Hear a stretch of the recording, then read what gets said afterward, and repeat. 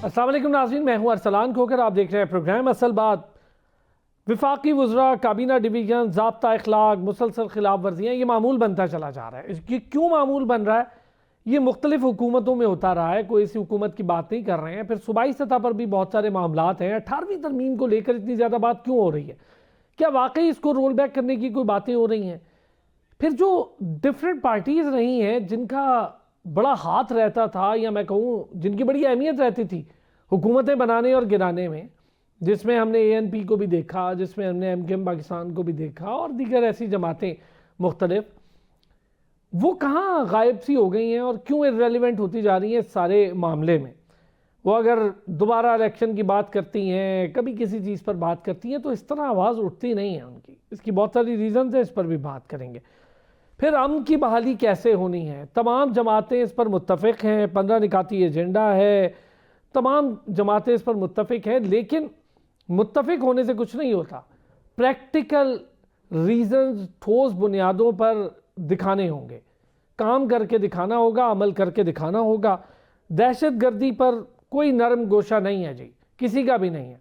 Barrister Gauhar जो बात करते हैं PTI को लेकर, बाकी जमात वैसे बात करती नहीं है। बाकी जमात को वैसे शायद बिल्कुल उनके व्यू से कोई सरोकार नहीं है। एक तरफ जमात पूरी खड़ी होगी, एक तरफ गौहर साहब खड़े होते हैं। वो तो इस हद तक कह रहे हैं जी कि इनखला के मामले पर वजाहत के लिए प्रेस रिलीज़ की ज़रूरत नहीं थी। अच्छा, अगर प्रेस रिलीज़ की ज़रूरत नहीं थी, ये प्रेस रिलीज़ आ भी गई, तो इससे परेशानी क्या है KP गवर्नमेंट को? भाई वजाहत दी है, आपने कहा था, उन्होंने वजाहत दी है, तो आपका काम था ना सूबाई खुद मुख्तारी के बाद आप लोगों को संभालते, लोगों की किफ़ालत करते, दहशत गर्दी का ख़ात्मा करके, जैसे पहले बहुत सारे लोग डिस्प्लेस हुए और वापस आए अपनी जगहों पर। एक लंबी जंग लड़ी है पाकिस्तान की आवाम ने आर्म फोर्सेस के साथ मिलकर। ये सिविल और आर्म फोर्सेस का ही कमाल था कि हमने दहशत गर्दी को जड़ से उखाड़ फेंका था। ये वापस आके मामलात जो बने, इसमें बहुत ज़्यादा हाथ अफ़गानिस्तान और फिर वो एलिमेंट जो उस सोच का साथ देते हैं उनका है, बड़े खुले बुनियादों पर है। और यही नहीं, हम ज़रा कराची की भी बात करेंगे। कराची को लेकर बहुत सारी चहमगोइयाँ हो रही हैं। पीपल्स पार्टी बहुत सीरियस लेवल पर इस पर बात कर रही है। अक्सर व बेशतर हम देखते हैं कि उनके वज़रा इस पर बड़े वोकल हैं। इन सारी चीज़ों पर बात करने के लिए अब्दुल्ला गुल साहब सरबराह तहरीक जवानान पाकिस्तान भी हैं, सीनियर तजियाकार भी हैं। नौशाद अली साहब सीनियर सहाफ़ी और तजियाकार हैं। असद खरल साहब सीनियर सहाफ़ी हैं और तजियाकार हैं। बहुत शुक्रिया तीनों हज़रात का। पहले ज़रा अब्दुल्ला गुल साहब, ये जो विफाकी वज़रा, काबीना डिवीज़न, ज़ाब्ता अखलाक की मुसलसल खिलाफ वर्जी मामूल बनता जा रहा है, और ये ही तो असल मसला है एडमिनिस्ट्रेशन और मैनेजमेंट का। यहीं से सारे प्रॉब्लम शुरू होते हैं और यहीं पर सबसे ज़्यादा मुश्किलात और ज़ाब्ता अखलाक की खिलाफ वर्जियाँ हो रही हैं। सिस्टम कैसे चलेगा? अभी तो ब्यूरोक्रेसी को ये भी परेशानी थी कि कोई नया ब्यूरोक्रेटिक निज़ाम कैसे आ जाएगा, उस नया ब्यूरोक्रेटिक निज़ाम में एडजस्टमेंट्स कैसे होंगी। उन्हें तो यही प्रॉब्लम अभी नहीं हिल रही थी कि ये नई चीज़ें सामने आना शुरू हो गई हैं। बिस्मिल्लाहिर्रहमानिर्रहीम। बहुत बहुत शुक्रिया अरसलान साहब, आपने मदू किया, और दोनों मौजूद शुरका को अस्सलाम वालेकुम। देखें, जहाँ तक ताल्लुक है मौजूदा सिस्टम का, इसके अंदर तो कोई शक व शुबा नहीं है कि सिस्टम जो है वो घसीटा जा रहा है, वो चल नहीं रहा। और अगर सिस्टम घसीटा जा रहा है तो फिर इसके पीछे मुहर्रिकात और वजूहात जो है वो जानना बड़ा ज़रूरी है। सबसे इसके अंदर जो अहम बात है वो मेरे ख्याल में ये है कि मौजूदा जो इस टाइम पे मेरे ख्याल में सूरत हाल है, ठीक है, अपोजिशन की जानिब से एक बहुत ज़बरदस्त किस्म की यलगार रही और माजी के अंदर, और अब भी कहीं ना कहीं वो एक थ्रेट मौजूद है। इसका फ़ायदा उठा के जो है मेरे ख्याल में कई ऐसे कवानीन की आड़ लेके, और मेरे ख्याल में जो एडमिनिस्ट्रेटिव मेजर्स की आड़ के अंदर हुकूमत वो काम करने चली है जो, या जो हुकूमती एहलकार हैं, वज़रा हैं, जो मेरे ख्याल में माजी के अंदर मुमकिन नहीं था। और वो मेरे ख्याल में करते खुद हैं, लेकिन जो इम्प्रेशन देते हैं वो ये देते हैं कि हमारे पीछे कुछ और ताकतें हैं जो हमें सपोर्ट करती हैं, जो कि मेरे ख्याल में एक गलत तासुर है। कभी भी जो पाकिस्तान के कौमी सलामती के इदारे हैं वो कभी भी किसी गलत काम को सपोर्ट नहीं करते, लेकिन वो सिर्फ और सिर्फ पाकिस्तान के हद तक जो है मामलात को बहुत सीरियस लिया जा रहा है, माजी में भी लिया जाता रहा। लेकिन क्योंकि 9 मई का एक बड़ा खतरनाक वाकया हुआ, एक ऐसा मेरे ख्याल में दाग है जिसको आप जितना मर्जी धो लें वो दाग जाता नहीं है। अब जो इसके अंदर इनके पर्सनल राइवलरीज हैं, इनके जो पर्सनल मोटिव्स हैं, उनके ऊपर अमली जामा पहनाते हैं, अपनी राइवलरीज को जीरो करते हैं और अपने जाती गेम्स को जो है वो आप सामने लेके आते हैं। करप्शन का मामला ही देख लें कि किस हद तक जो है करप्शन जो है वो उसका दौर दौरा है।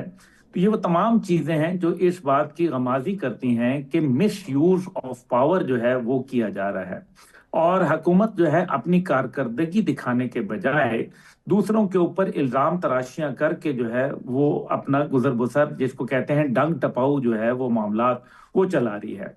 वो हवा दिखाती है कि जी शायद हमारी इस्टेब्लिशमेंट के साथ बड़ी जबरदस्त चीज जो है वो चल रही है।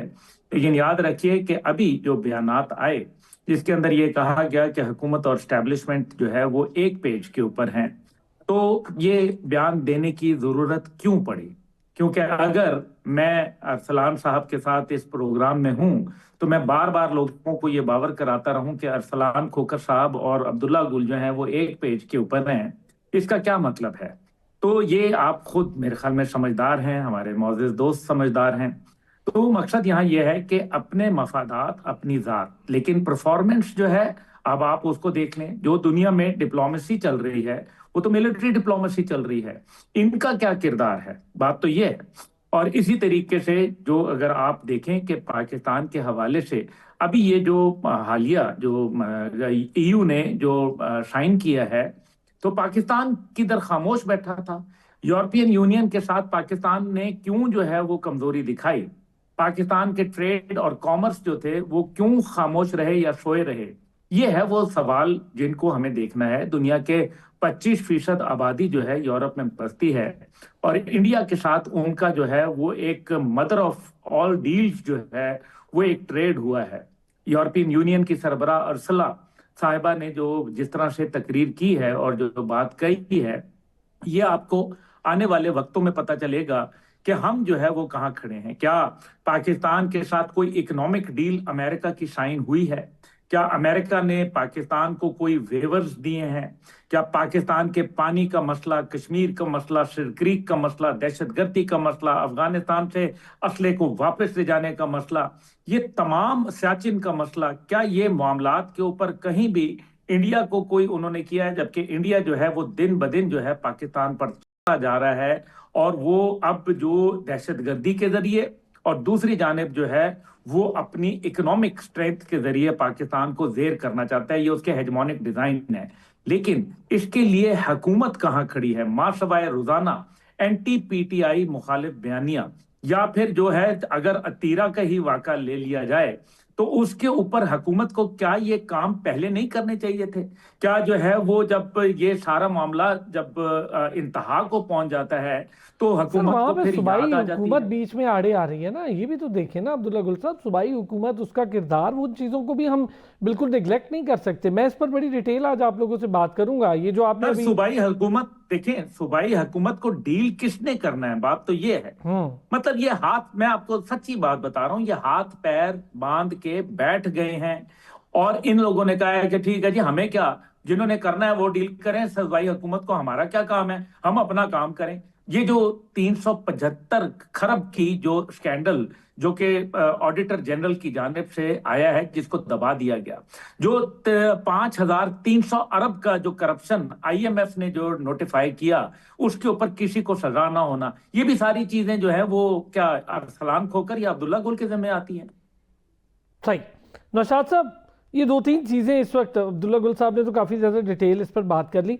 मैं चाह रहा था पहले हम ज़रा इस पर कर लेते। ये जो मामला चल रहे हैं इस वक्त, ख़ास तौर पे एक तो गौहर साहब कुछ कहते हैं और बैरिस्टर गौहर के साथ उनकी पार्टी कुछ और कहती है। वो कह रहे हैं कि इनखला के मामले पर वजाहत के लिए प्रेस रिलीज़ की ज़रूरत नहीं थी। भाई कैसे नहीं थी? आपने कुछ कहा था तो उसकी प्रेस रिलीज़ आ गई। अगर नहीं थी ज़रूरत, चलें आ गई प्रेस रिलीज़, तो इसको परेशानी क्या है किसी को इससे? ये तो एक वजाहत थी, काम तो सूबाई गवर्नमेंट का था उस सारी चीज़ की टेक केयर करना। और जाहिर है ऑपरेशन कंप्लीट होगा, दहशतगर्दी से जान छुटेगी। अगर ये भी कहते हैं कि दहशतगर्दी किसी सूरत काबिल कबूल नहीं है, तो भाई उसका रास्ता भी तो यही है कि ऑपरेशन किया जाए। बिस्मिल्लाहिर्रहमानिर्रहीम। पहली बात तो यह है कि अब्दुल्ला गुल साहब ने कुछ बातें कही हैं, मैं उनसे सरीहन इख्तलाफ करता हूं। अगर आप मौका देंगे तो मैं जरूर अपना जरूर पॉइंट ऑफ जरूर व्यू दे सर, दूंगा। जरूर प्लीज। लेकिन जो अगर आप कहते हैं पहले वो दे देते हैं, अदरवाइज मैं ये जो आपका नहीं, सवाल है उसको पहले उस पहले पर बात कर लें, पहले उस पर बात कर लें। उस पर बात कर रहे हैं। देखिए मामला ये है कि ये जो अभी जो ये वन पेज की बात की जा रही है, असल में ये एक शख्स की ख्वाहिश थी, जिस ख्वाहिश को एक जैसे कह लीजिए हमारे दो सहाफ़ी सीनियर सहाफ़ी हैं, उनके जरिए वंडर बॉय की ये बात पेश की गई, प्रेजेंट की गई। और मेरी इतलात के मुताबिक वो वंडर बॉय जो बनना चाहते थे या जो अपने आप को समझते थे, उनको जो है वो जिसे कह लीजिए कि ड्यू जो ट्रीटमेंट है वो दे दिया गया है। तो ये जो बात कही गई, इसके पीछे जो रीजंस थी वो ये थी कि शायद कुछ लोग ये समझ रहे थे, फिर वही जो एक थॉट हमारे यहाँ होती है कि कुछ हालात बेहतर होते हैं तो कुछ लोगों का ख्याल ये होता है कि सिर्फ हम ही हैं जो चीज़ों को संभाल सकते हैं, हमारे अलावा कोई नहीं संभाल सकता। ये जो खाम ख्याली पहले भी कई दफ़ा ये दिमाग में खन्नास आने की वजह से मुल्क के हालात इस नहज को पहुंचे।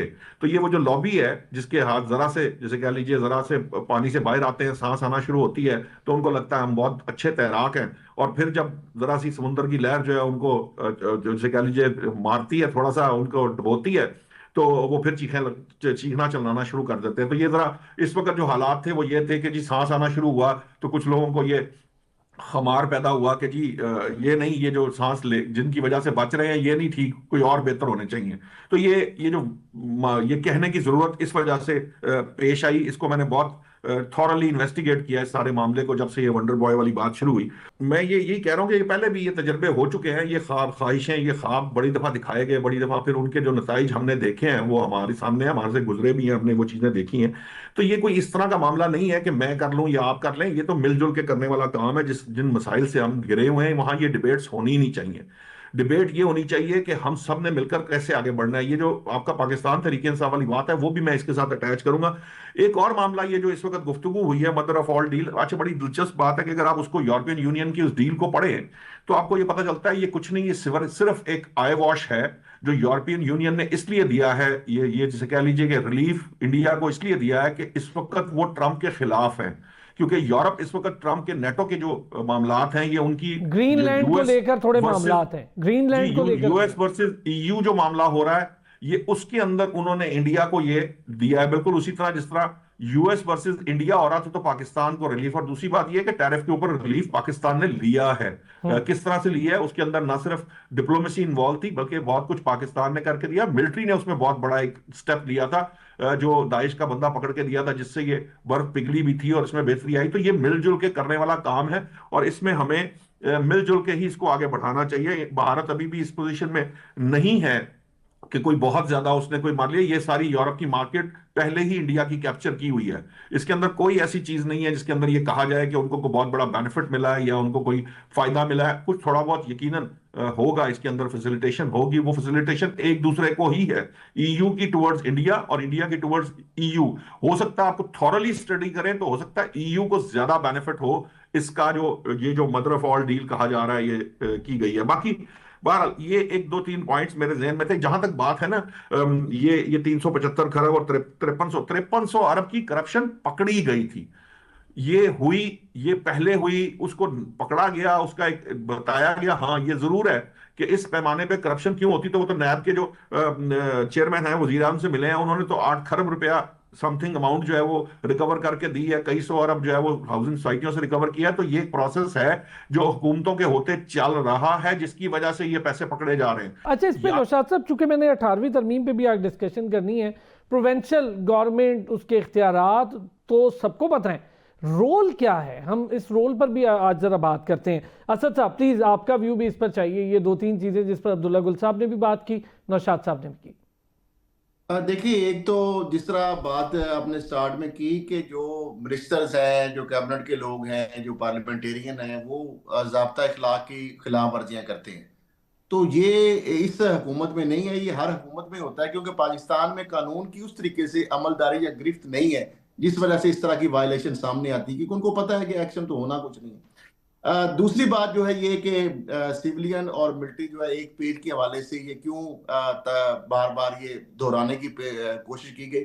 मामला ये है, जब भी कोई इस तरह की सिचुएशन होती है, आइडियल जब सिविलियन और अस्करी क़यादत एक पीठ पे होती है, तो अपोजिशन या मुखालफ जो लॉबीज होती हैं, यकीनी तौर पर वो इसके अंदर जो है कोई ना कोई ऐसा रखना डाल के या इस तरह की चीजें वो प्रेजेंट करते हैं, जिससे अगर नहीं भी है तो आपस में कोई दरारें या इस तरह की जो है वो मामला पेश आए। वरना अभी तक मुझे तो नहीं लग रहा कि इसमें कोई भी ऐसी बात है कि जो हमारे फील्ड मार्शल, जो चीफ ऑफ डिफेंस फोर्सेज और प्राइम मिनिस्टर या दीगर जो हुकूमतें हैं स्वाय KPK के, वो मेरा नहीं ख्याल कि उसमें कोई भी इस तरह का कोई इख्तलाफ या कोई इख्तलाफी बात सामने आई है।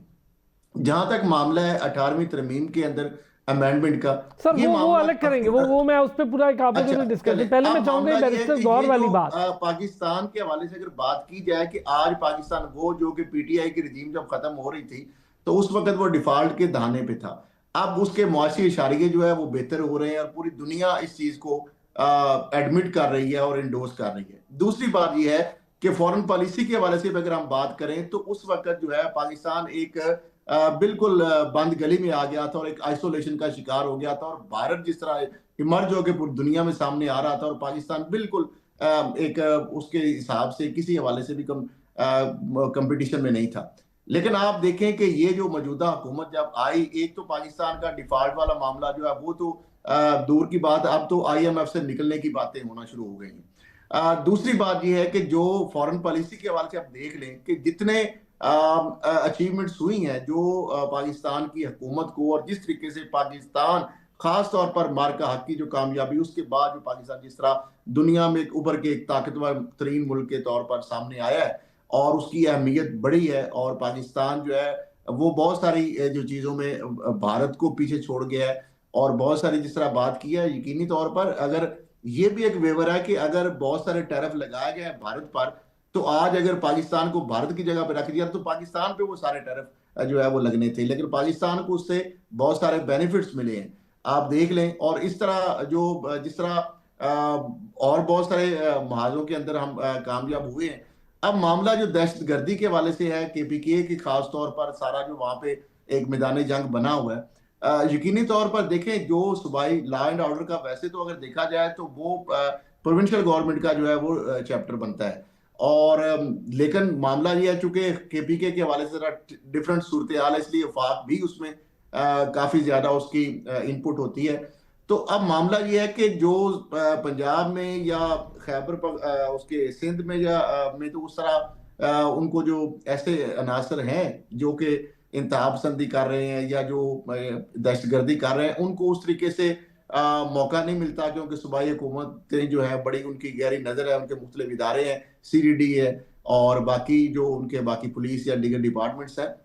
लेकिन खैबर पख्तूनख्वा में एक और मामला भी है, क्योंकि बॉर्डर जो है पाक अफगान बॉर्डर पे है, फिर उसमें बहुत सारे ऐसे एरिया जो ट्राइबल्स एरिया थे पहले, जिनको अभी बाज़ाहिर तो वो हमारे कौमी धारे में आ गए, लेकिन अब भी माइंड सेट जो है वो तब्दील होने में टाइम लगता है, डेवलपमेंट भी उस तरीके से नहीं हुई।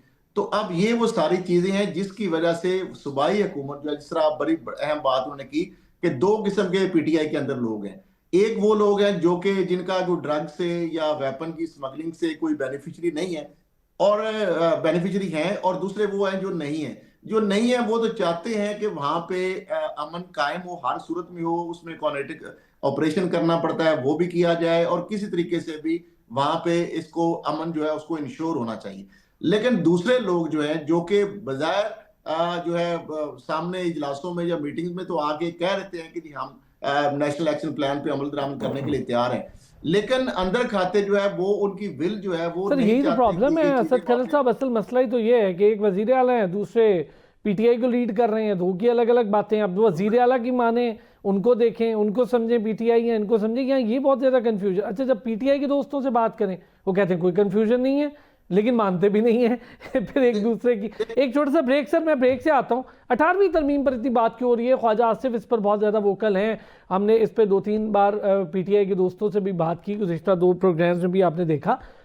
PTI पीपल्स पार्टी मानने को तैयार नहीं है। पीपल्स पार्टी के लिए ये बड़े नाजुक और सेंसिटिव मैटर है, वो कहते हैं नहीं जी। और सानिया गुल प्लाजा के बाद तो इसकी बहुत ज़्यादा बातें हो रही हैं कि इदारे जो हैं वो अब उस तरह फंक्शन नहीं कर रहे और बाकी डिपार्टमेंट्स की कोलैबोरेशन या कोऑर्डिनेशन ठीक नहीं है? क्या फ़ायदा हुआ अगर लोकल गवर्नमेंट ही एम्पावर नहीं हुई तो 18वीं तरमीम का क्या फ़ायदा? तो क्या बातें हो रही हैं, ये क्यों हो रही हैं, और अगर होती हैं ये बहुत सीरियस लेवल पर जाकर, और जो ख्वाजा आसिफ कह रहे हैं, तो क्या पीपल्स पार्टी को भी ये चीज़ मंजूर होगी? एक ब्रेक के बाद इस पर बात करते हैं। एक बार फिर खुश आमदीद कहेंगे। अब्दुल्ला गुल साहब, 18वीं तरमीम, ख्वाजा आसिफ कह रहे हैं जी कि कोई फ़ायदा नहीं हुआ, और सही एक लिहाज अगर मैं बात करूं, हमें तो 18वीं तरमीम में खुद मुख्तारी के हवाले से बताया गया, जो हमें पता था कि जी सूबे खुद मुख्तार होंगे तो इक़्तिदार और जो पैसे हैं उसकी निचली सतह तक मुंतकली होगी, लेकिन कुछ भी नहीं हुआ। अच्छा, ख्वाजा आसिफ जो कह रहे हैं वो नून लीग के लिए भी है, 3 साल से तो पंजाब में भी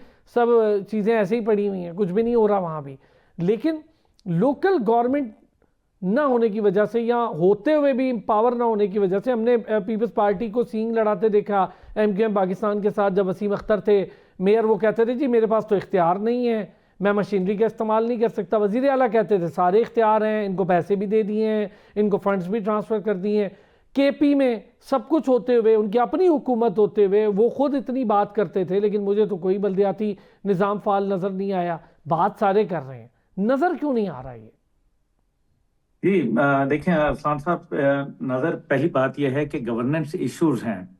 जब पाकिस्तान 1 यूनिट हुआ करता था तो फिर क्या गवर्नेंस बेहतर नहीं थी? ये तो फैक्ट्स एंड फिगर्स जो है मौजूद हैं, जो हमारा इदारा शुमारियात मौजूद है, स्टैटिस्टिक्स डिपार्टमेंट, उसके अंदर ये सारी चीज़ें मौजूद हैं। तो फिर जब हमने मज़ीद यूनिट्स उसके अंदर बनाए और हमने मज़ीद प्रोविंसेस बनाए, और अब भी हम ये चाहते हैं कि बनाएं, जो कि मैं समझता हूँ होने चाहिए, लेकिन मसला फिर गवर्नेंस का ही आ जाएगा। अब ये जैसे आपने लोकल बॉडीज की बात की, बिल्कुल दुनिया के अंदर ये निज़ाम है और बड़ा अच्छा ये निज़ाम है। परवेज़ मुशर्रफ साहब के दौर में थोड़ा सा इसने अपना अमल भी दिखाया, लेकिन फिर मुश्किलात का कुछ शिकार हुआ। लेकिन मकसद यहाँ ये है कहने का कि devolution of power is very important, लेकिन उससे भी ज़्यादा इंपॉर्टेंट है इंसाफ के तकाजे पूरे होना। लेकिन जब आपकी जुडिशरी की रैंकिंग ही जो है वो 139th नंबर पे चली जाएगी और कॉमन मैन के लिए जो है वो सहूलियात नहीं होंगी, आम आदमी को क्या फर्क पड़ता है कि कॉन्स्टिट्यूशनल अदालत है या नहीं है? लेकिन आम आदमी को ये जरूर फर्क पड़ता है कि उसके लखूखा केस जो हैं वो पेंडिंग पड़े हुए हैं। अब आप अंदाजा करें कि जो इस टाइम पे हाई कोर्ट जो पंजाब है, उसके अंदर ये आलम है कि 2018 के मुकदमे जो हैं वो अभी उनकी सुनवाई के लिए डेट्स जो है वो दी जा रही हैं। तो अब उनमें से भी चीदा चीदा, अब आप मुझे बताएं 2018 से 2026 आ चुका है, तो फिर आप कैसे चलाएंगे? दूसरी जानिब जो है वो 18वीं तरमीम की बात कर लें। देखें, कोई भी तरमीम हतमी नहीं होती। अगर 18 नंबर तक भी तरमीम आई थी ना, फिर 27वीं तरमीम आई और मजीद तरमीम जो है वो मुस्तकबिल में आ सकती हैं। असल मसला यह है कि हमें अपने मुल्क को मिलजुल के चलाना है और बेहतर परफॉर्मेंस देनी है, लेकिन बगैर चेक एंड बैलेंस के, बगैर करप्शन को एड्रेस किए, बगैर चीज़ें देखें ना। अभी हमारे भाई ने बड़ी अच्छी बात की कि जनाब वो बिल्कुल पहले की जो है वो मामलात थे, और नैब के अभी जो है वो 8 खरब की उन्होंने जो है वजीर आजम साहब से मुलाकात करके उनको खुशखबरी दी जनरल साहब ने। बिल्कुल ठीक है, ये बात है, करप्शन वाली बात तो हकीकत सही है। बात है। कोहिस्तान स्कैंडल आपके सामने है, जी जी, बहुत कुछ होता है। कोहिस्तान स्कैंडल केपीके का बहुत बड़ा स्कैंडल है, लेकिन मैं तो ये नहीं कह रहा, मैं तो ये कह रहा हूँ सजा किसको हुई, मैं ये जानना चाहता हूँ। मैं तो ये पूछना चाह रहा हूँ कि ठीक है, यूरोपियन डील कुछ भी नहीं होगी, वो मदर ऑफ ऑल डील ऐसे ही होगी, गलत ही कहा होगा, लेकिन 27 ट्रिलियन ये डॉलर की डील है। आप मुझे ये बताएं, ये मैं नहीं कह रहा, आप अल जजीरा की रिपोर्ट पढ़ लें, आपको पता चल जाएगा। उसके ऊपर 144 ऐसी मसनूआत हैं जो इंडिया की यूरोप में आ रही हैं, और जो यूरोप जो है वो उसको इमीडिएटली उसका टैरिफ 0 पे ले आया है। 144, 96.6% जो मसनूआत हैं उनके ऊपर से इमीडिएटली टैरिफ 0 कर दिया गया है। दूसरी जानिब जो है 102 मसनूआत ऐसी हैं जो भारत की हैं, जो यूरोप जाती हैं, उनके ऊपर टैरिफ 0 हुआ है। तो 144 बड़ा नंबर है या 102 नंबर बड़ा है? तो मकसद यहाँ कहने का ये नहीं है, यहाँ हरगिज हम ये चाहते हैं कि हम क्या प्रोडक्टिविटी कर रहे हैं। 35% इंडस्ट्री आपकी बंद हो गई है। बिजली के रेट इस टाइम पे साउथ ईस्ट एशिया के अंदर सबसे महंगे रेट आपके हैं। 13.2 सेंट जो है वो उससे लेके 16 सेंट तक बिजली जा रही है, जबकि उसके मुकाबले में नेपाल में, श्रीलंका और बांग्लादेश में 9 सेंट और नेपाल के अंदर 8 सेंट है। तो आप इतने हाई टैरिफ्स के साथ दुनिया के अंदर ट्रेड कैसे करेंगे? ठीक है, हाँ हो सकता है यूरोप के साथ उनकी एक आर्जी डील हो।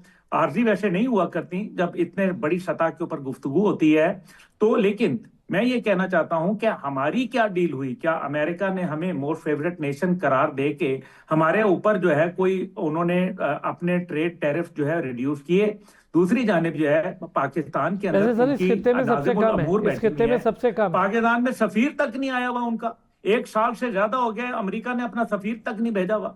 भाई हमें भी तो कुछ, मैं ये चाहता हूं कि चाहे मिलजुल के हो, इदारे हो, हुकूमत हो, आप हो, हर कोई मिल के जो है वो इस मुल्क को आगे लेके जाए। सर ठीक है, लेकिन हम तो ये बात कर रहे हैं, देखिए 18वीं तरमीम का मकसद भी यही था ना अब्दुल्ला गुल साहब के एम्पावरमेंट होगी, नीचे तक इक्तदार भी मुंतकिल होगा, एनएफसी अवार्ड का जो सम्राट हैं वो नीचे तक जाएंगे, आम आदमी एमएनए एमपीएस को मिल नहीं सकता, वो अपने जो चेयरमैन होते हैं, जो लोकल गवर्नमेंट के लोग होते हैं उनको मिलेगा, वो मेयर को मिलेगा। लेकिन यहाँ तो ये भी सब नहीं हुआ ना, ये प्रॉब्लम है। यही सारे सेटअप हैं, यही सारी डेमोक्रेटिक सेटअप्स हैं, इन्हीं के होते हुए तो 3-3 सालों से तो पंजाब में भी नहीं हुआ ऐसा कुछ। ये चेक एंड बैलेंस ही कोई नहीं है। अब आप मुझे, मैं यही तो कह रहा हूं कि जब आपका चेक एंड बैलेंस, सजा और जजा नहीं होगी, अब ये इतनी करप्शन हुई है, किसी को तो सजा मिलनी चाहिए थी ना, मैं तो ये कह रहा हूं। ठीक है। अच्छा नौशाद साहब, ये लोकल गवर्नमेंट 18वीं तरमीम, क्या इसको रोल बैक करने की बातें हो रही हैं, जो बात हो रही है, या फिर इसी के अंदर कुछ नई चीज़ें एडअप हो जाएंगी? हमने तो सुना था 28वीं तरमीम आने वाली है और उसमें भी लोकल गवर्नमेंट को बड़ी ताकत मिल जाएगी, 18वीं में भी तो मिली थी, उसका क्या हुआ? देखिए ये दो कंफ्यूजन पैदा हो रही है। 18वीं तरमीम जो प्रॉब्लम है ना, वो ये नहीं है कि लोकल गवर्नमेंट है या नहीं है। जो 18वीं तरमीम विफाक को जिसका प्रॉब्लम है वो जो आपका जो एनएफसी है उसके तहत डिविजिबल पूल जो ट्रांसफर करता है सूबों को, उसका प्रॉब्लम ये है कि वो जब वो सूबों को ट्रांसफर कर देता है तो उसके पास खुद कुछ पैसे नहीं बचते वहां, सिवाय इसके कि वो डेट सर्विसिंग करे और वो जो है कर्ज लेके फिर अपनी गवर्नमेंट का निजाम चलाए। जो 18वीं तरमीम में अमेंडमेंट जिसकी बात आप कर रहे हैं ना, जिसपे पीपल्स पार्टी नहीं मान रही, वो ये है। जो दूसरा मामला है लोकल गवर्नमेंट का, वो एमकेएम का जैसे कह लीजिए कि वो बिल है या एमकेएम की अप्रोच है कि जी जो शहरी इलाके हैं या जिले हुकूमतें हैं उनको एम्पावर किया जाए टू एन एक्सटेंट कि ये जो प्रोविंशियल गवर्नमेंट पीएफसी आगे उनको नहीं देती, और वो पीएफसी ना देने की वजह से जो उनके वो जो जिस तरह केपीके में वो लोकल गवर्नमेंट के जो नुमाइंदे इलेक्टेड हैं, लेकिन वो बेचारे प्रोटेस्ट करते रहते हैं क्योंकि उनको मिलता ही कुछ नहीं है। अच्छा, सिंध में जो है उसमें एक और ट्रिक उन्होंने ये किया हुआ है कि उन्होंने मुख्तलिफ इदारे जो है वो इंडिपेंडेंट कर दिए हुए हैं, कुछ सिंध गवर्नमेंट के अंडर है, कुछ जो है वो जो कराची मेट्रोपॉलिटन है उसके अंडर है। नतीजा ये है कि जो कंट्रोल वाली चीजें हैं, जहां से कंट्रोल होनी है वो सिंध गवर्नमेंट ने अपने पास रखी है, जहां पे लेगवर्क होना है वो जिले ही उसको दिया हुआ है। यानी फाइनेंशियल ऑटोनॉमी नहीं है जो लोकल बॉडीज है। पंजाब का तो मामला ही बिल्कुल डिफरेंट है। पंजाब का मसला ये है कि पंजाब तो जो इस वक्त सिचुएशन है, उन्हें ये लगता है कि अगर आज लोकल गवर्नमेंट जो है ना उसके इलेक्शन कराए जाए तो शायद नून लीग की पोजीशन वो ना हो जो वो चाहते हैं, इसलिए वो लोकल गवर्नमेंट की तरफ जाते ही नहीं है।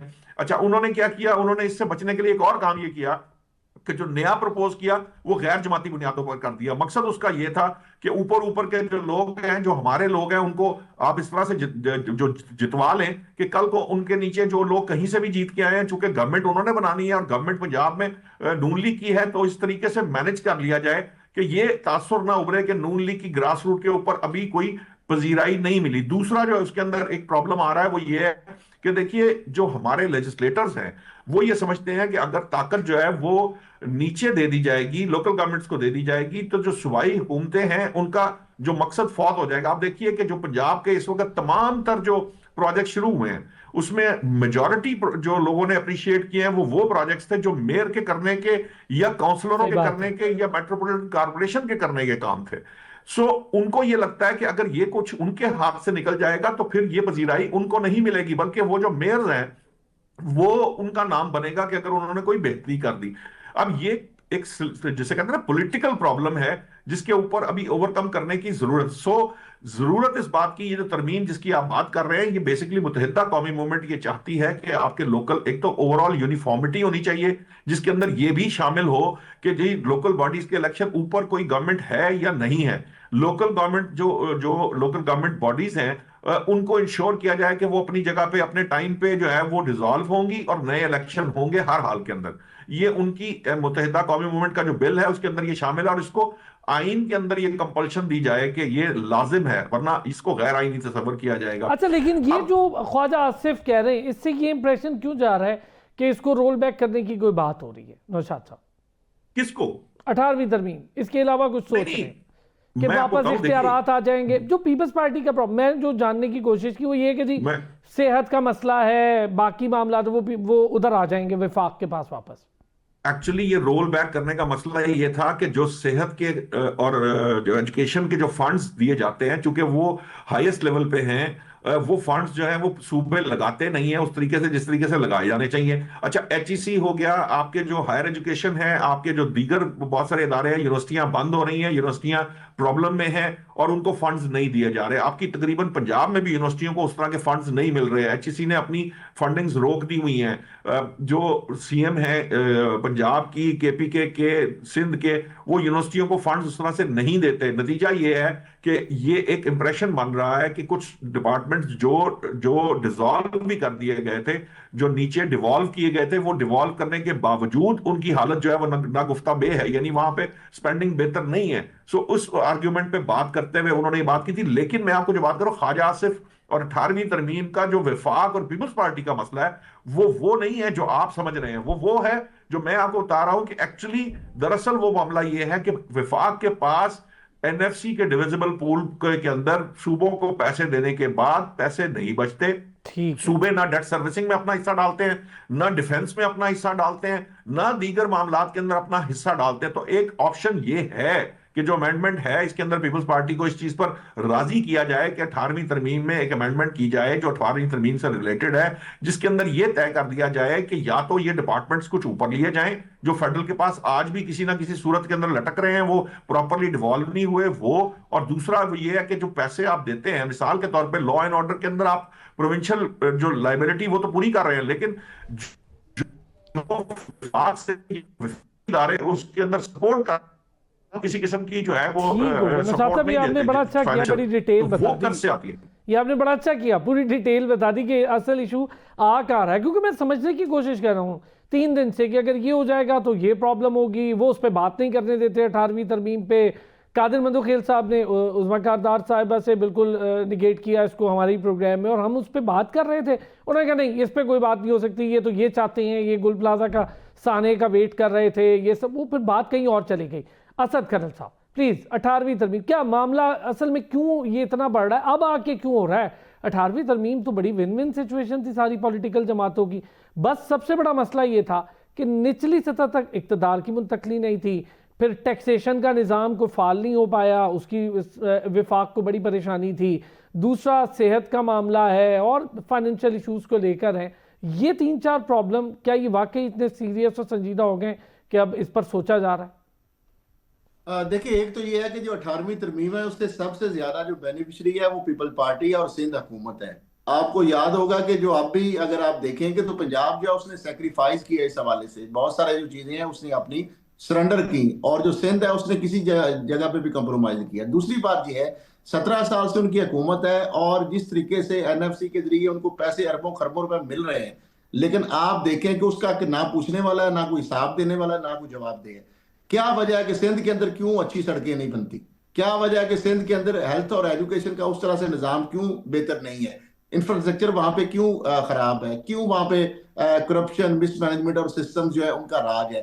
तो मामला ये है कि ये जो मामला है, ये अगर कहें कि 18वीं तरमीम जो है इसी तरीके से बरकरार रहेगी तो मेरा ख्याल है वफाक बहुत ज्यादा कमजोर, अब जो निशार साहब ने बात की, कमजोर हो रहा है। और ये जो शेर है बहुत ज्यादा सूबों को जा रहा है, और सूबे जो है वो किसी चीज के जिम्मेदार नहीं है। अगर तमाम जो बैरूनी या अंदरूनी जो कर्जे हैं वो तो वाकई हुकूमत चुका रही है और कर्जे लेकर वो आगे सूबों को दे रही है, लेकिन सूबे उसके रिटर्न में क्या दे रहे हैं। अब मामला यह है कि अगर एनएफसी की बात की जाए, 18वीं तरमीम की बात की जाए, तो मेरा ख्याल है ये भी बात फिर मैंडेटरी करनी चाहिए कि वो सूबा जो उसको पैसे वफाक से जाते हैं उसका शेयर उस हिसाब से जो जिला या डिवीजन का शेयर है वो भी वफाकी हुकूमत बजाय सूबों के हाथ में देने के बजाय वो डायरेक्ट वहां से ही उनके अकाउंट्स में डाल दे पैसे, ताकि जो इन्होंने सूबाई हुकूमतों ने अपनी बदमाशी कायम की हुई है या जो अथॉरिटी इन्होंने कायम की है उसको जो है वो थोड़ा उसके कंट्रोल में किया जाए।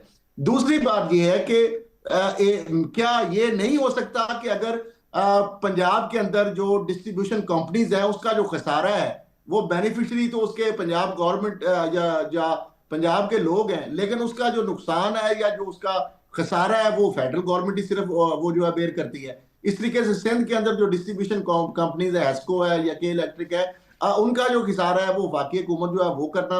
मैं समझता हूं कि ये जो 18वीं तरमीम के बाद जो अगर आप बेनिफिट्स ले रहे हैं, अपॉर्चुनिटीज ले रहे हैं, आप फंड्स ले रहे हैं, तो फिर रिस्पॉन्सिबिलिटीज जो है वो भी आपको शेयर उस तरीके से वफाक के साथ करनी चाहिए।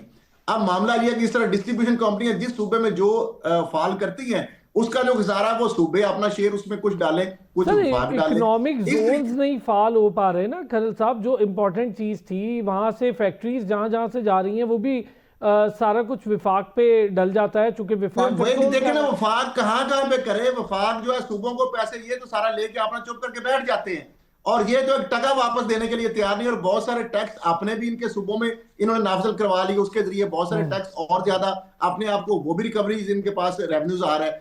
तो मामला यह है कि वफाक जो है वो तो कमजोर होता जा रहा है। और अगर ऐसे ये सोचा, जिस तरह यूनिवर्सिटीज की बात है, फेडरल गवर्नमेंट के इदारों की बात है, वो जितने भी खसारे वाले हैं, वो स्टील मिल हो, पीआई चले, अभी वो निचकारी हुई रेलवे हो, जो बाकी जो इदारे हैं, फेडरल हेल्थ के डिसॉल्व तो बाज दफा हो गए, लेकिन एजुकेशन के अंदर भी फेडरल गवर्नमेंट उसी तरीके से मैन पावर भी है, इंफ्रास्ट्रक्चर भी है, ह्यूमन रिसोर्सेज भी है, फंड्स भी हैं, सारी चीजें वो उसी तरीके से। दहशतगर्दी का मामला ले लेना, केपी की सूरत हाल आपके सामने है, वहां पर काम करना चाहिए। बलूचिस्तान में गवर्नमेंट काम कर रही है, उन्होंने अब आर्म फोर्सेस के साथ मिलकर काम करना शुरू किया, लोगों को भी उसकी चीज़ें नज़र आना शुरू हो गई हैं। अब्दुल्ला गुल साहब, यही चीज़ सर, सूबाई हुकूमतें, इनके मामलात, ये नीचे ट्रिकल डाउन इफेक्ट, ये चीज़ें विफाक को कमज़ोर करेंगे, आप भी ऐसे ही समझते हैं? देखिए, दोनों खरल साहब ने और नौशाद साहब ने बड़ी अच्छी गुफ्तगू की है और बड़ी तफसील से उसका बयान किया है, लेकिन बात वही है कि विदाउट चेक एंड बैलेंस, जो मैंने आपसे कहा था, मैंने उसको ज़रा आसान ज़बान में बता दिया था कि अगर आपके ऊपर कोई पूछने वाला ही नहीं हो, जैसे अभी खरल साहब ने कहा कि जी अभी करोड़ों रुपया, अरबों रुपया जो है वो जा रहा है और सिंध के अंदर कहाँ लग रहा है वो हमें नज़र नहीं आता, वहाँ की जो इंफ्रास्ट्रक्चर है वो, आप लोग बुरे हाल हैं साहब को, बाकी सिंध को तो छोड़ दें, कराची शहर को ही ले लें जो आपके 65% इकोनॉमी को जनरेट करता है। फिर आपको देखें, ये आपका अगर सिंध को आप कंपैरिजन करना शुरू कर दें केपीके के साथ, तो आपको पता चलेगा कि केपीके जो है वो, उसमें तो दहशतगर्दी भी है ना एक बहुत बड़ा। सिंध को तो अल्हम्दुलिल्लाह इस तरह की दहशतगर्दी का सामना नहीं है। तो फिर सिंध की जो परफॉर्मेंस है वो गुल प्लाजे में मेरे ख्याल में काफी हद तक जो है वो आपके सामने आ गई, जबकि जो सबको मालूम था कि 2 साल से, जो 2023 के अंदर मुर्तज़ा वहाब ने प्रेस कॉन्फ्रेंस की थी, उसके अंदर बताया था कि जी हम किसी को भी इलीगल जो है वो काम नहीं करने देंगे और तमाम नक्शे और तमाम चीजें सामने आ जाएंगी। फिर वो 2 साल गुजरने के बाद ऐसा अफसोसनाक सान्या जो है वो रूनुमा होता है। तो आखिर somebody has to take the responsibility, this is what I am asking। दूसरी जानिब जो है वो आप देखें, बलूचिस्तान के अंदर वाकई दहशतगर्दी बहुत अभी भी अरूज के ऊपर है, मुश्किलात हैं, लेकिन एटलीस्ट गवर्नमेंट जो है वो कोई स्टेप तो ले रही है ना, कोशिश कर रही है। वहाँ बुगटी साहब जो है, मैं मानता हूँ बहुत सारे अभी भी फ्लॉज हैं, लेकिन इसका आप देखें जो बी एरिया थे उनको ए एरिया के अंदर कन्वर्ट किया गया, जहां जो बच्चों के हवाले से, स्टूडेंट्स के हवाले से जो प्रोग्राम्स हैं उनको लॉन्च किया गया, हेल्थ सर्विसेज को बेहतर बनाने के लिए, पानी के निज़ाम को बेहतर बनाने के लिए। कैटेगरीज का खात्मा भी कर रहे हैं, वो जो डिवीजन थी एरियाज की उस पर भी काम हो रहा है। जी, मैं वही गुजारिश कर रहा हूँ ना, तो फिर इसी तरीके से हम देख रहे हैं कि कौमी धारे में भी बहुत सारे दहशतगर्द जो है वो शरीक हो रहे हैं, अपने हथियार डाल रहे हैं। उसकी बड़ी मिसाल गुलजार इमाम शंबे और वो सरफराज बंगल रही है। तो ये तमाम जो है वो लोग मौजूद हैं। लेकिन इन सब के बावजूद असल मसला फिर वही आता है, गवर्नेंस के इश्यूज हैं। कश्मीर के अंदर क्या हुआ था, अब आप देखें ना, आज़ाद कश्मीर के अंदर जब कश्मीर के हुकूमत जो थी वो लोगों को उनकी ज़रूरियात ज़िंदगी देने में नाकाम रही। जैसे नौशाद साहब ने कहा, असल मसला ही यही है। यहाँ तो तख्ती लगाना चाहते हैं सारे लोग। वो ये चाहते हैं कि जनाब अगर डेवलपमेंट का काम हुआ है तो वो किसी मेयर के खाते में ना पड़ जाए, वो हमारे नाम के साथ तख्ती लगे। लेकिन जब कोई गड़बड़ होती है तो वो फिर फौरन जिम्मेदार जो है वो दूसरे को ठहरा दिया जाता है। फिर वो जिम्मेदारी लेने वाला वहां आपको दूर दूर तक, कोसों दूर तक नजर नहीं आता। तो यहाँ जो टग ऑफ वॉर चल रही है वो एक तो जाती मफादात, पार्टी मफादात, और उसके अंदर मैं जो है वो आ रही है। उसमें जो एक चीज मिसिंग है वो कौम और ये मुल्क, ये मिसिंग होता है। और ये तमाम चीजें जो हैं ये सिर्फ अपनी जात सर के हद इसीलिए तक तो मैंने आज ये टॉपिक रखा था कि 18वीं तरमीम को लेके आम आदमी बड़ा खुश हुआ था कि अब आ जाएगा मामला हमारे हाथ में, अब सूबाई खुद मुख्तारी आएगी तो जॉब्स की सिचुएशन बेहतर हो जाएगी, सूबाई खुद मुख्तारी आएगी तो एग्रीकल्चर लोन्स की सिचुएशन बेहतर हो जाएगी, सड़कें बेहतर हो जाएंगी, हम अपने काउंसलर से, अपने मेयर से पूछ सकेंगे, हम अपने एमपीए से पूछ सकेंगे। वहाँ तो मामला ही बिल्कुल तब्दील हो गए ये अक्सर। बहुत शुक्रिया असद खरल साहब, thank you so much. Naushad Ali साहब आपका शुक्रिया। अब्दुल्ला गुल साहब थैंक यू सो मच, आपका भी। नाज़रीन एक ब्रेक लेंगे, ब्रेक से वापस आएंगे। तो डोनाल्ड ट्रंप ये कह रहे हैं कि समंदर में उनका बहरी बेड़ा आगे बढ़ रहा है, ईरान के पास पहुंच रहा है, ये मामला थमे नहीं हैं, ये मामला अपनी जगह पर मौजूद हैं।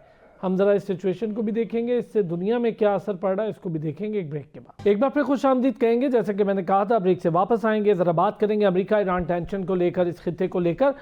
ये डेवलपमेंट लग रही थी कि शायद अमेरिका का मामला कहीं पीछे चला गया, अमेरिका शायद इस मामले को आगे नहीं बढ़ाएगा, मामला दूसरी तरफ जा रहे हैं। कुछ शराइत की बात की जा रही थी एटॉमिक प्रोग्राम को लेके ईरान के साथ, ईरान भी कुछ मामलात पे समझ रहा था कि दुनिया के साथ चलना है। लेकिन अचानक से अमेरिकी सदर का बताना कि बहरी बेड़े आगे बढ़ रहे हैं, रुक नहीं रहे, ईरान के पास पहुंच रहे हैं, इससे क्या मुराद ली जाए? क्या वाकई ये टेंशन इतनी सीरियस है कि जो इससे पहले झड़प हुई थी एक जंग की सूरत इख्तियार कर गई, अमेरिका और इसराइल ने मिलकर ईरान पर हमला किया, लेकिन उसके बावजूद दांत खट्टे किए ईरान ने इसराइल के भी और अमेरिका को भी वहाँ पर बड़ी पसपाई का सामना करना पड़ा। डॉक्टर रिजवान माहिर बैन अल-अक़वामी उमूर हमारे साथ मौजूद हैं। डॉक्टर साहब थैंक यू सो मच। क्या डेवलपमेंट हो रही है डॉक्टर साहब ये नई, और क्या इसको बहुत सीरियस लिया जाना चाहिए? वालेकुम अस्सलाम, बहुत शुक्रिया अरसलान साहब आपके शो का। देखिए, कुछ चीज़ों को समझने के लिए हमें दो तीन चीज़ें हाईलाइट जो करनी चाहिए, वो ये है सबसे पहले कि जब जून की जंग हुई जिसमें इसराइल ये समझ बैठा था कि ईरान के ऊपर आसानी के साथ अटैक भी करेगा और जो अपनी मन मर्जी मुसल्लत करेगा वो नहीं हो सका, जबकि आपने खुद अपने इंट्रोडक्शन में कहा उनके दांत खट्टे हो गए, उनको वो मिसकैलकुलेशन होगी। अब दो तीन चीज़ें हैं, अमेरिका ने भी अटैक किया और अटैक करने के बाद कहा कि हमने उनकी न्यूक्लियर कैपेबिलिटी को डिमिनिश कर दिया है, ख़त्म नहीं किया, डिमिनिश किया, यानी कि डिले कर दिया है। अब ये जो चीज़ें हैं ना, ये इनका बड़ा आज के दौर में ट्रंप एडमिनिस्ट्रेशन के पास एक सबसे इम्पॉर्टेंट चीज़ है, वो है इसराइल की protection in this very current time. Israel ने इस वक्त जो गजा में कर दिया है, उसके प्राइम मिनिस्टर को वॉर क्रिमिनल कहा है, हमने नहीं कहा, यूरोपियन कोर्ट, क्रिमिनल कोर्ट ने कहा है। उसके अरेस्ट वारंट दिए हैं, वो जहां जाएगा वो अरेस्ट हो जाएगा। वो यूरोप के ऊपर से फ्लाई करता है, किसी मुल्क में लैंड नहीं करता ताकि उसे अरेस्ट ना कर लिया जाए।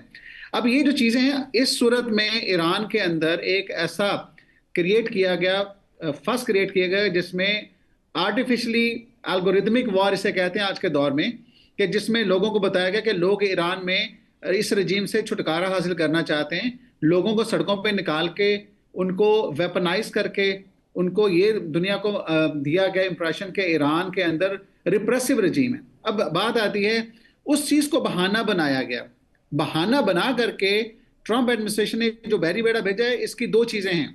देखिए, इसे हम कहते हैं पॉस्चरिंग। पॉस्चरिंग ये चीज़ होती है दूसरों को सिग्नलिंग करना कि अगर ऐसा हुआ तो हम अटैक कर देंगे। मैं दो चीज़ें इसके साथ और भी बतानी चाहूँगा। एक, ईरान हमेशा कोऑपरेटिव रहा। जो ईरान ने न्यूक्लियर जो मुज़ाकरात थे उसके ऊपर बहुत ज़्यादा ताउन किया था। अगर आपको याद हो, जॉन कैरी हुआ करते थे, उस वक्त सेक्रेटरी ऑफ स्टेट भी थे, उन्होंने न्यूक्लियर नेगोशिएशन में, लेकिन बाद में अमेरिका खुद यूनिलैटरली पहली ट्रम्प एडमिनिस्ट्रेशन में आउट हुआ। इस वक्त जो चीज चल रही है, दुनिया को ये इंप्रेशन दिया जा रहा है ट्रम्प अगर अटैक करता है तो ह्यूमैनिटेरियन ग्राउंड पे करेगा, which is absolutely wrong. It's not humanitarian ground, this is geopolitical contestation, geopolitical sir वो तो ऑब्जेक्टिव। प्रोटेस्ट ही खत्म हो गया, वो तो प्रोटेस्ट खत्म हो गया, उसके अगेंस्ट बड़ी तादाद में लोग, उससे डबल क्या ट्रिपल तादाद में लोग बाहर निकले। एक तो अपनी हुकूमत को सपोर्ट वो करें ना करें वो एक अलग डिफरेंट मैटर है, लेकिन वो अपने मुल्क के साथ खड़े हो गए और वो अमेरिका को बिल्कुल ना मंजूर करते हैं, वो चीज़ सामने आ गई। तो कौन सा ऐसा ग्राउंड है वहाँ? तो खुद आपने देखा अमेरिका के अंदर जिस तरह से लोगों को उठा उठा कर मारा जा रहा है, फेंका जा रहा है, वहाँ तो खुद ये चीज़ हो रही है, तो किस ह्यूमैनिटेरियन ग्राउंड पर फिर ये कर सकते हैं?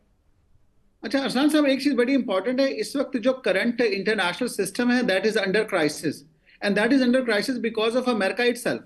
आप देखें वही यूनाइटेड नेशन जो वर्ल्ड वॉर 2 के बाद बनाई गई थी, जिसका मकसद यही था कि दुनिया में तमाम ममालिक सॉवरन स्टेट्स, चाहे वो मेजर है चाहे वो स्मॉल है, उनके राइट्स इक्वल होंगे। वो अमेरिका ने खुद ही उसको एक साइडलाइन पे करके जो गजा पीस प्लान एक किस्म का जो सो कॉल्ड बनाया है, वो उसका ऑल्टरनेट बना दिया है।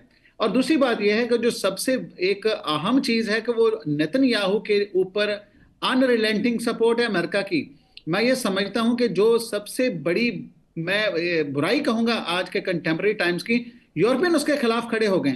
अभी आप ये देखें कि अमेरिका का एक ही ऑब्जेक्टिव है, किसी ना किसी तरह से इसराइल को सिक्योर करे। जब तक ईरान की ताकत मजबूत है, ईरान की जो वॉर गेमिंग है, डेफिनेटली वो that is about state of, America बहुत अच्छी तरह जानता है कि इनकी सलाहियत इतनी मजबूत है। तो इसी वजह से ज्वाइंट एक्शन आपने देखा है, अमेरिकन ट्रंप का जो स्टेटमेंट आई है ऑन इसराइल, और साथ ही साथ नेतन्याहू की भी आ गई है कि अगर हमें हिट किया गया तो हम भी स्ट्राइक कर देंगे। इसका मतलब यह है कि ज्वाइंट इनका एक्शन का प्लान है। लेकिन at the same time Iran को चाहिए, और अभी बहुत अच्छी चीज हो गई है कि सऊदी अरब का भी इस बयान आ गया कि हमारी एयर स्पेस यूज नहीं होगी, या दीगर जो ममालिक है। मैं समझता हूँ regional diplomacy is very important at this juncture. Sir ये दो चीजें बड़ी कॉन्फ्लिक्टिंग हो गई। एक तो बोर्ड ऑफ पीस बन रहा है और वो गजा के लिए नहीं बल्कि दुनिया भर के ममालिक वहां मौजूद है, तो मुख्तलिफ चीजों को उसमें डील होगा। तो एक तरफ ये जंग के खदशात हैं, तो क्या कोई न्यू वर्ल्ड ऑर्डर है या कोई वर्ल्ड ऑर्डर ही नहीं है? हमेशा ममालिक, कोई भी ममालिक हो, उनका मकसद होता है कि negotiation should be given a chance. हाँ, सबसे पहले मुज़ाकरात को चांस दो, बातचीत करो, बातचीत से ही मसाइल। आपने देखा होगा JCPOA joint comprehensive plan of action जो किया जॉन कैरी का मैंने जिक्र किया, तो ईरान और अमेरिका एग्री कर गए, बिल्कुल ठीक है। लेकिन व्हाई नॉट अभी भी आप निगोशिएशन को एक चांस दें। आप खित्ते में ऑलरेडी जो मसले चल रहे हैं, अभी आपने खुद जिक्र किया अमेरिका के अंदर इटसेल्फ जो आइस एजेंट हैं वो लोगों को मार पीट रहे हैं, उसमें आपने देखा होगा कि लोगों के हुकूक की खिलाफ वर्जी हो रही है। आपने ये देखा होगा कि मुल्क का सदर उठा लिया जाता है और उसको ले जाके अमेरिका में ट्रायल किया जाता है। ये तमाम चीजें जो है ना, they should be seen through a lens के हमारा जो इंटरनेशनल ऑर्डर है where does it stand. Countries को दोबारा से वो जो एक पोस्ट वर्ल्ड वॉर 2 ऑर्डर था जिसमें सोवरेंटी रिस्पेक्ट होती थी कि हर कंट्री चाहे वो स्मॉल और मेजर उसकी सोवरेंटी को रिस्पेक्ट किया जाएगा, ये 1648 से चला था वही कि सॉवरेंटी वाला कॉन्सेप्ट। मेरा ख्याल है उस चीज को अंडरस्टैंड करने की जरूरत है, और इसमें बड़े ममालिक का रोल बहुत इंपॉर्टेंट है। चाइना, यूरोपियन कंट्रीज अगर वो इस चीज पे खड़े होते हैं कि ये मजीद। डॉक्टर साहब बता दें फिर, ये जो रशिया है इस रीजन के लिए अमरीकी बैरी बेड़ा यहाँ आ रहा है, रशिया मौजूद है, चाइना मौजूद है, और दो बड़े ताकतवर की कैरेक्टर्स और प्लेयर्स यहाँ पर मौजूद हैं, क्या रोल प्ले कर सकते हैं? देखें, कभी भी बड़ी ताकतें दूसरी बड़ी ताकतों के खिलाफ नबुर्द आजमा नहीं होती। वो हमेशा एक डिप्लोमेटिक प्रेशर, डिप्लोमेटिक जेस्चर देती हैं, और उनकी तरफ से हमेशा बयानात आते होते हैं कि अमेरिका को निगोशिएशंस करने, मुज़ाकरात करने। रशिया इस वक्त अमेरिका के लिए बहुत इंपॉर्टेंट है कि जो कीव यूक्रेन के ऊपर जो मुज़ाकरात चल रहे हैं, ट्रंप एक और अपने सेहरा सजाना चाहते हैं कि मैंने रशिया और यूक्रेन वार को खत्म किया। रशिया बहुत इंपॉर्टेंट है। अगर रशिया कम्स इनटू इट और कंपेल्स अमेरिका के निगोशिएशंस की तरफ जाए तो हो सकता है। उससे भी इंपॉर्टेंट चाइना का रोल है। चाइना का रोल इसलिए है कि चाइना के स्टेक्स ईरान के साथ भी हैं, पूरी दुनिया में भी हैं। चाइना अगर कहे कि हमें यूनाइटेड नेशन सिक्योरिटी काउंसिल को ये चाहिए कि हम अपने ही मेंबरान को थोड़ा लगाम डाल के रखें, थोड़ा सा कंट्रोल करके रखें, कोई भी अग्रेसिव पॉस्चर ना दे, तो मेरा अपना ख्याल है कि बड़ी ताकतों का रोल हमेशा से इंपॉर्टेंट रहा है। इसका मतलब होता है कि अगर ताकत का इस्तेमाल करना आसान नहीं होता, उसे जस्टिफाई भी करना है। लोगों की जानें जाती हैं खित्ते में सारी की सारी, आप देखें एयर स्पेस रुक जाएगी, सारी की सारी नेविगेशन रुक जाएगी, बहुत बुरी तरह से लाइफ मुतासर होती है। तो मेरा ख्याल है कि बड़ी ताकतें रशिया, चाइना, यूरोपियन कंट्रीज ये बहुत अच्छा डिप्लोमेटिक प्रेशर अमेरिका पे एक्सर्ट कर सकते हैं, और वो United nation security council, general assembly, किसी भी इंटरनेशनल फोरम से एक्सर्ट किया जा सकता है। वीटो पावर कंट्रीज, क्या रोल है इनका सर? आप यूनाइटेड नेशंस की बात कर रहे हैं, सिक्योरिटी काउंसिल के बड़े इजलास हुए, गजा को लेकर हुए, आग लगती रही, बच्चों का कत्लेआम होता रहा, नस्ल कुशी होती रही, और स्कूल्स, कॉलेजेस, अस्पताल, किसी चीज़ को नहीं छोड़ा गया, उसको दहशतगर्द करार दे दिया नेतन्याहू को। हुआ क्या? कुछ भी नहीं हुआ। वो तो अमेरिका भी बड़े खुले दिमाग से गया, हर जगह जा रहा है, बात भी कर रहे हैं उससे लोग, निगोसिएशंस भी हो रही हैं। हुआ क्या? क्या रोल है अक़वाम मुत्तहिदा का इसमें? देखें, अक़वाम मुत्तहिदा का आपने जो कहा ना, अक़वाम मुत्तहिदा के ऊपर मेरा भी सीरियस कंसर्न है। कंसर्न इस वजह से है कि अक़वाम मुत्तहिदा की अगर कोई आवाज़ नहीं सुनता तो उसके पास एक सबसे बड़ा मैंडेट है। पूरी दुनिया की सबसे बड़ी लेजिटिमेसी अक़वाम मुत्तहिदा के पास है कि कम से कम अपनी सैंक्शंस अनाउंस करो, यूनिलैटरल रेजोल्यूशन पास करो कि इस मुल्क पे पाबंदियां लगाई जानी चाहिए। जब वो जनरल असेंबली हो, उसके बाद सिक्योरिटी काउंसिल में तो वीटो पावर, आपने खुद ही कहा, वीटो पावर एक बंदा भी अगर वीटो कर देता है तो स्टैंड्स वीटो। आज जनरल असेंबली का प्लेटफॉर्म भी बड़ा इंपॉर्टेंट, लेकिन मैं फिर कहता हूँ अक़वाम मुत्तहिदा अपना थोड़ा बहुत रोल प्ले करती रही, लेकिन आपको उसके अंदर एक और चीज़ समझनी पड़ेगी कि प्रेसिडेंट डोनाल्ड ट्रंप ने बहुत सा दफ़ा पब्लिकली कहा कि जो एंटोनियो गुटेरेस हैं, जो अक़वाम मुत्तहिदा के सेक्रेटरी जनरल हैं, उनके ऊपर भी आवाज़ उठाई कि ये अपना काम जैसे कर रहे हैं वो ठीक नहीं कर रहे हैं।